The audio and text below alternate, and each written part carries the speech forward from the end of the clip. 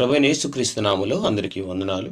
ఈరోజు దేవుని వాక్యము యెషయా గ్రంథము 41వ అధ్యాయం 14వ వచనం. పురుగు వంటి యాకోబు, స్వల్ప జనమగు ఇశ్రాయేలు, భయపడకుడి, నేను నీకు సహాయం చేయుచున్నాను అని యెహోవా సెలవిచ్చుచున్నాను.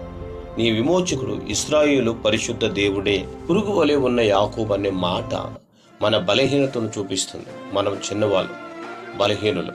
ఎందుకంటే యాకోబు, ఇశ్రాయేలు జనము చాలా చిన్న దేశము, అంటే ప్రపంచంలో అతి చిన్న తెగ ఇశ్రాయేలు జాతి. అటువంటి జాతిని దేవుడు తృణీకరించక ఎప్పుడు కూడా వారిని బలపరుస్తూ ఉన్నాడు.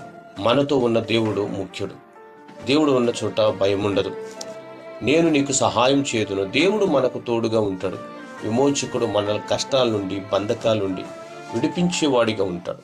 దేవుడు మన పక్కన నిలబడి మన జీవితాన్ని మారుస్తాడు. యాకోబు జీవితాన్ని మార్చాడు. యాకోబు చిన్న తెగకు చెందినవాడు. యాకోబుని గొప్ప జనాంగముగా మార్చి బలపరిచాడు.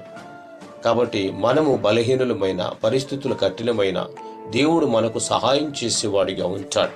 మన బలహీనతను చూసి భయపడుతున్నామా, లేక దేవుని శక్తిపై విశ్వాసం ఉంచుతున్నామా పరిశీలించుకోవాలి. ఒక చిన్న పిల్లవాడు పెద్ద రహదారిని దాటాలి. అతనికి చాలా భయం వేస్తుంది. వాహనాలు వేగంగా వెళ్తున్నాయి. అతను ఒంటరిగా ఉంటే దాటలేడు.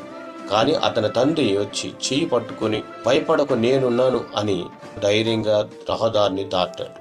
పిల్లవాడు బలవంతుడు కాడు, కానీ తండ్రి అతనికి బలమయ్యాడు. అదేవిధంగా నీవు బలహీనుడివైనా భయపడకు, నేను నీకు సహాయం చేయుదును. మన బలం మనలో కాదు, దేవుల్లోనే ఉంది. మన జీవితం పెద్ద సమస్యలు వచ్చినప్పుడు మనం ఒంటరిగా ప్రయత్నిస్తున్నామా, లేక దేవుని చేతిని పట్టుకొని ముందుకు వెళ్తున్నామా పరిశీలించుకొని ఆయన మీద ఆధారపడే వారిగా ఉండాలి. ప్రేమ నమ్మకం కలిగిన తండ్రి వందనాలు. పురుగు వంటి ఇస్రాయేలును ఏ విధంగా అయితే బలపరిచి, స్థిరపరిచి, విస్తరింపజేసావు, మా ఆత్మీయమైన జీవితంలో కూడా బలహీనమైనటువంటి మాకు సహాయం చేసి బలపరిచి మీరు మహిమ తెచ్చుకోమని యేసుక్రీస్తు నామములో అడుగుచున్నాము తండ్రి. ఆమేన్.